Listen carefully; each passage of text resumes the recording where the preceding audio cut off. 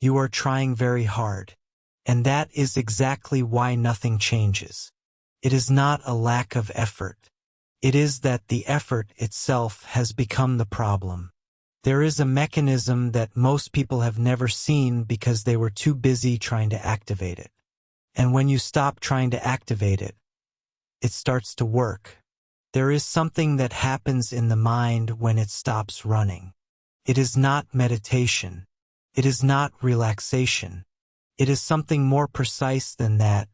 It is the moment when obsessive processing simply ceases.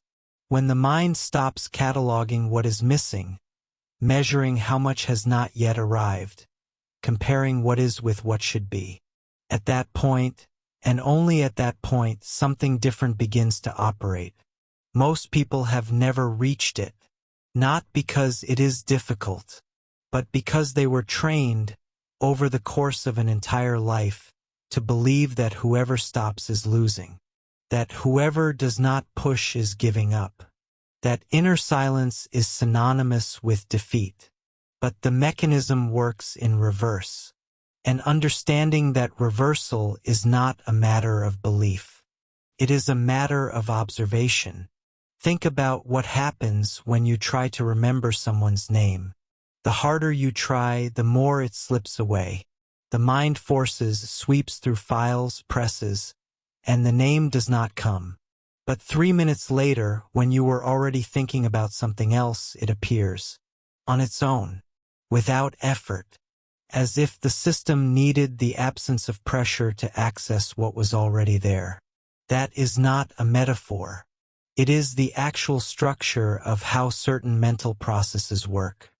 Genuine focus, not forced concentration, but that state of fluid precision where you act without internal noise, is not produced by effort. It emerges when effort recedes. And here is the paradox that most people cannot process. You do not enter that state by wanting to enter it. You enter it by ceasing to leave it. Camille was 34 years old and worked in project management. She was not someone disorganized, quite the opposite. She had lists, goals, routines. She woke up early, planned every hour of the day, reviewed the plan before sleeping. But there was something she described with a specific phrase. I feel like I'm running inside a place that doesn't move. One day, during a meeting she herself had called, she noticed she was looking at her hands. She was not distracted. She was present in a different way.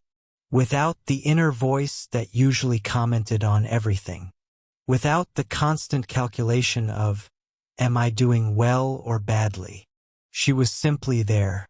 And in that silence of perhaps 40 seconds, the solution to a problem that had been chasing her for weeks simply appeared. Not as a sought idea, but as a perception that was already formed, waiting for her to stop blocking it with noise. She was not ecstatic. She went quiet, and then said to herself, almost in the tone of an observation, "Ah, that was it." What Camille found in that moment has a technical name within cognitive neuroscience. Default mode network transitioning to execution network. But the name matters less than the mechanism. What matters is understanding what was happening in the internal structure. The human mind operates in two main modes that, in simplified terms, we can call search mode and coherence mode. In search mode, the mind is active, comparative, analytical. It is trying to solve, find, achieve.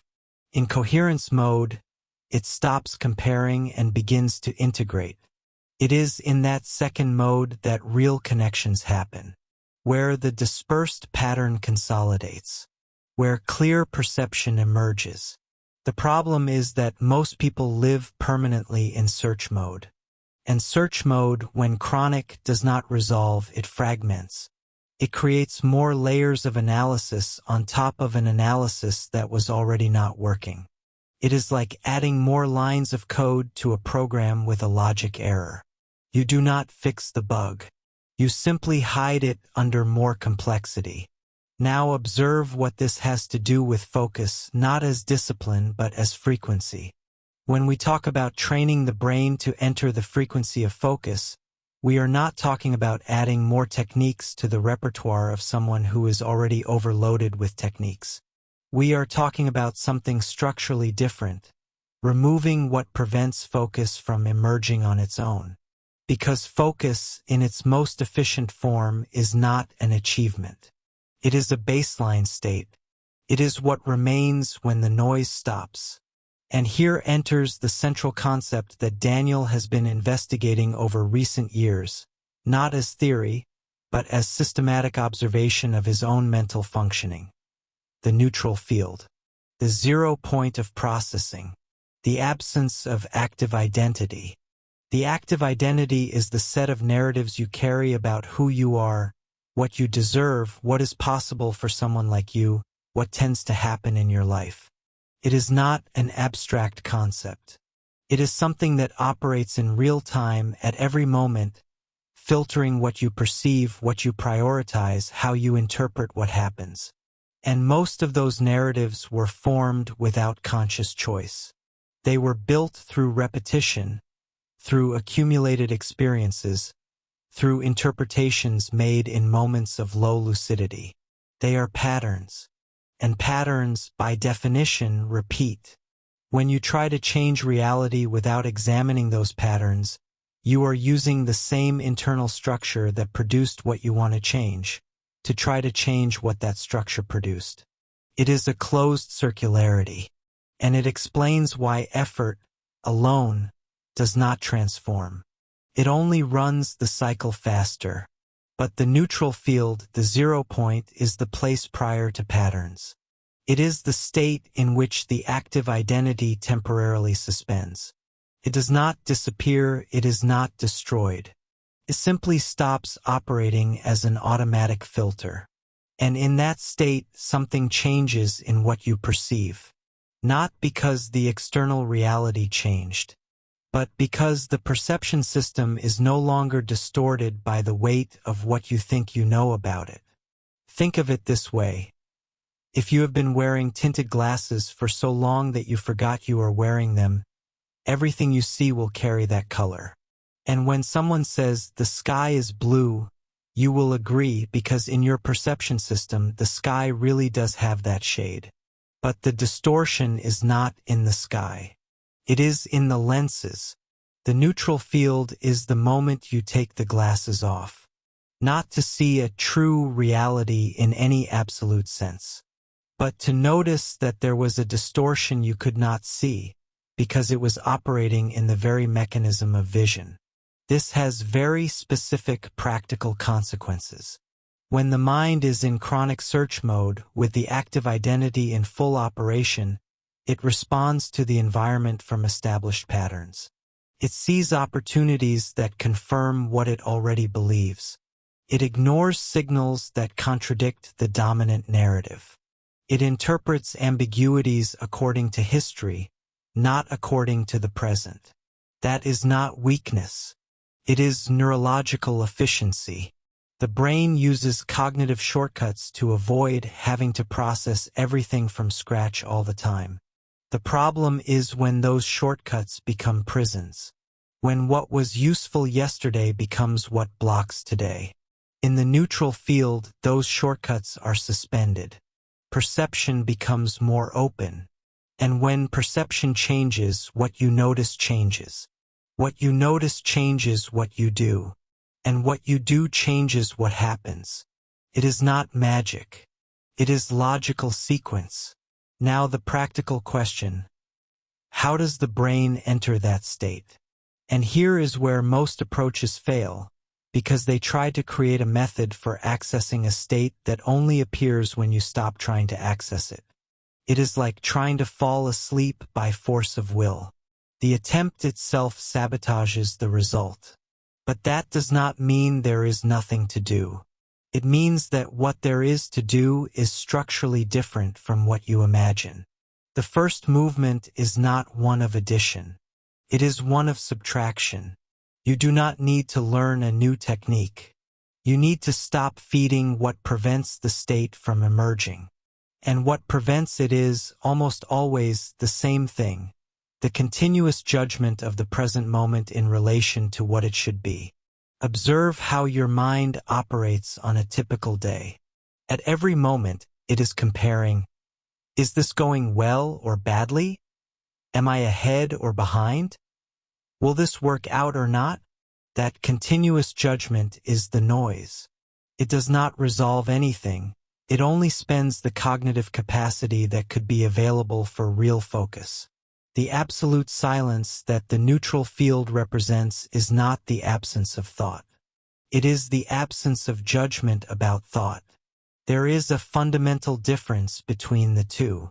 Trying to stop thinking is impossible, and the attempt itself generates more thoughts. But observing thoughts without judging them as good or bad, without trying to control or accelerate them, that is possible. And when it happens, processing changes in nature. It is the difference between running against a current and floating in it. The current may be the same, but the relationship with it changes completely. And that change in relationship is what most people do not see because they are too busy trying to row harder. There is a reverse mechanic that needs to be understood here, and it is central to everything we are investigating.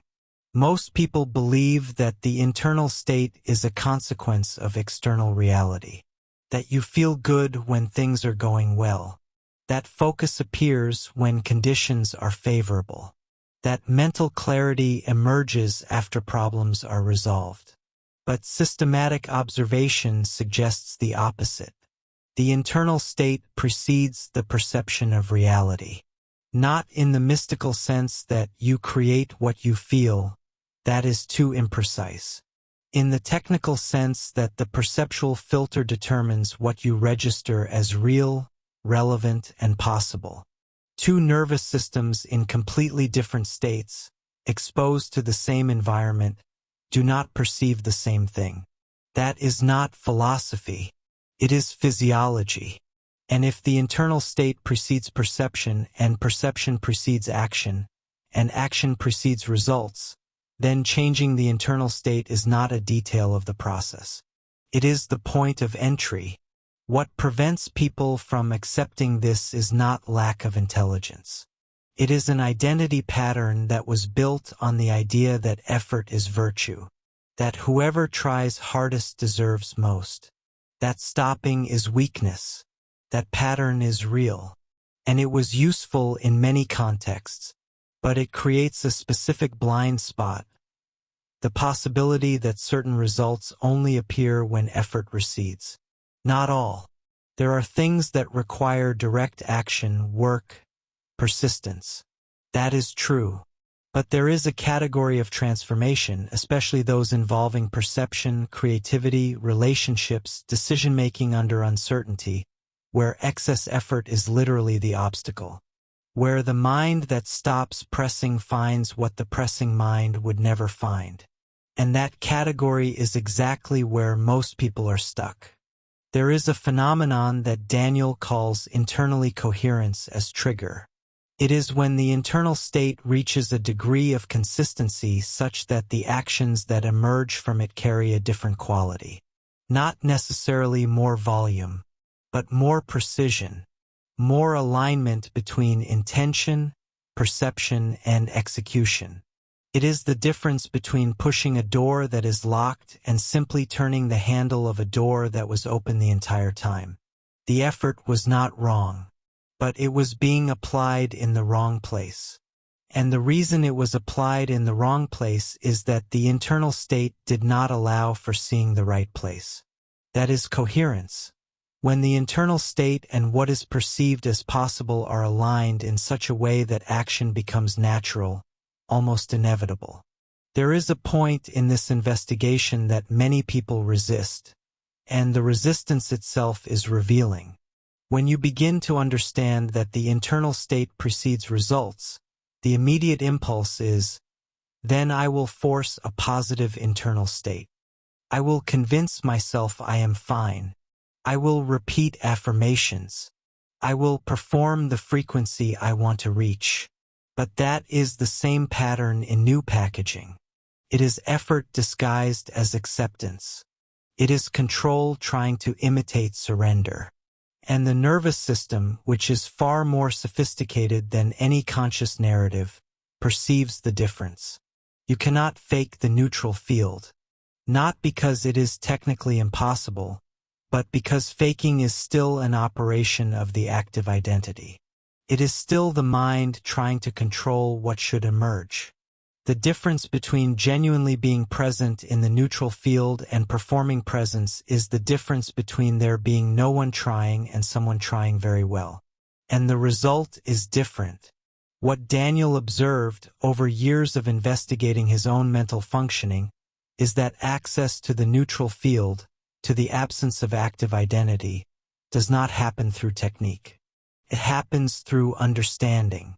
When you genuinely understand the mechanism, not intellectually as concept, but functionally as perception, the pattern of forcing begins to dismantle itself. Not because you decided to stop it, but because you saw what it does. And seeing clearly what a pattern does is sufficient, in most cases, for it to lose the force it had when it operated blindly. It is like discovering that what you thought was protection was, in fact, what was preventing you from moving forward.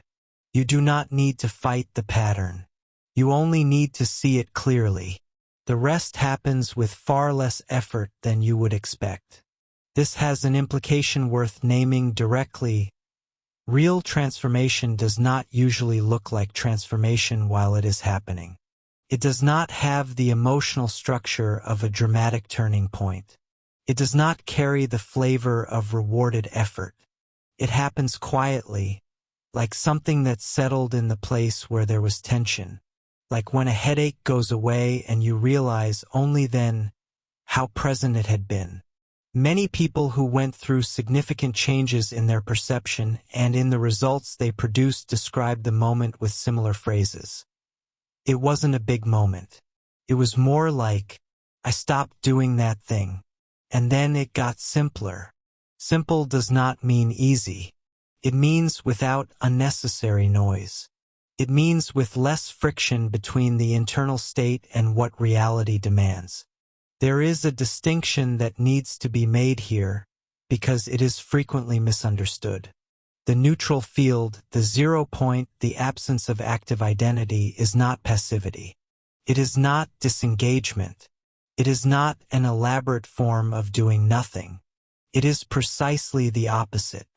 It is the state in which action, when it happens, is clean, without the weight of the narratives that normally accompany it, without the internal commentary that judges every step, without the anxious projection of 10 future scenarios while the present demands attention. In that state, you do not act less. You act with more precision, with less cognitive waste, with greater fidelity to what the situation actually requires, and not to what your historical patterns say situations like this require. And it is here that the frequency of focus truly operates, not as forced concentration on a single point, but as the absence of what normally disperses, as clarity that emerges when the noise stops.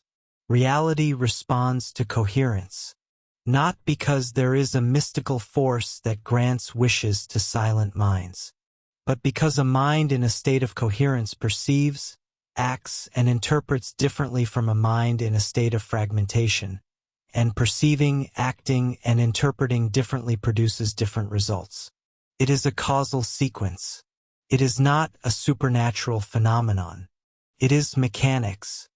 And when you understand the mechanics, you stop looking for the shortcut and begin working at the point of origin, which is always the internal state, which is always prior to perception, which is always what determines, silently, what you consider possible, what you notice as opportunity, what you choose as action. The null state arose from the need to go beyond traditional manifestation techniques.